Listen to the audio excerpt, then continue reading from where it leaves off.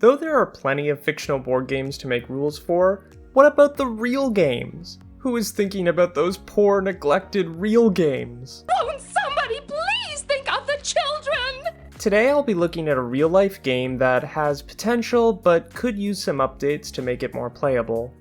Pokémon Master Trainer.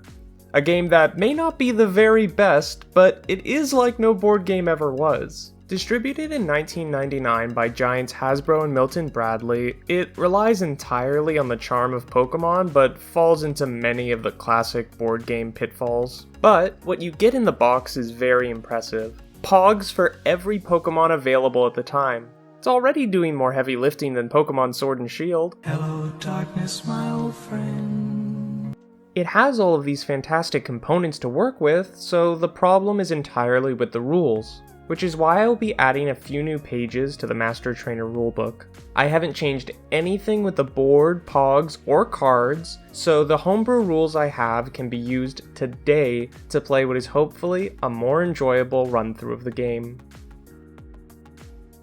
The first are two new mechanics. The Poké Team allows players to choose up to 6 of their Pokémon to consider their team, separating them from all the others. These are the only Pokémon a player has access to for battles, but more importantly, these Pokémon cannot be targeted by the trade event. This will hopefully cut into some of the frustration that card causes.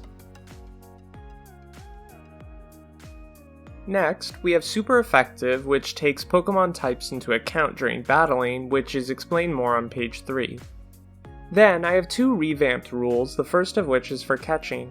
Players can now choose to forego rolling the dice when encountering a wild Pokémon. Instead, they must choose a Pokémon from their team whose attack matches the wild Pokémon's power. The Pokémon is automatically caught. This rule is meant to simulate a wild battle where you can't do too much or too little damage, and makes catching much easier for players who already have a wide variety of Pokémon. Pokeballs can still be used, but instead of altering the die rolls, they alter a Pokémon's attack. Next, I've added a few new rules for battling.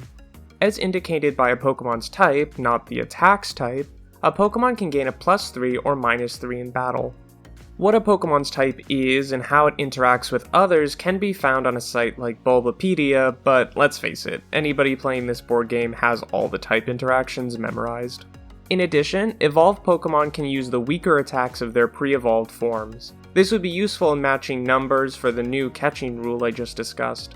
Lastly, battles between players are 1v1 and the Pokémon they choose is done secretly. This is emphasized here because of how important super effective bonuses can be. The final homebrew rules are for the Indigo Plateau. To combat the endless die rolls in this area simply to try and land on the final battle spot, players can now choose to automatically battle an Elite Four member instead of rolling. As well, if players want a longer game, they can opt out of randomly battling one Elite Four member and require all players to defeat all 5, including the champion Gary, in order to win the game.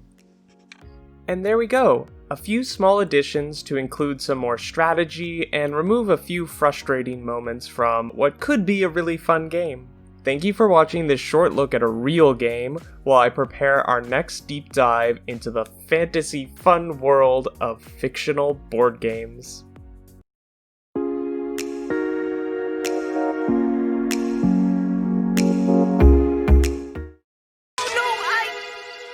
Don't need a new gun.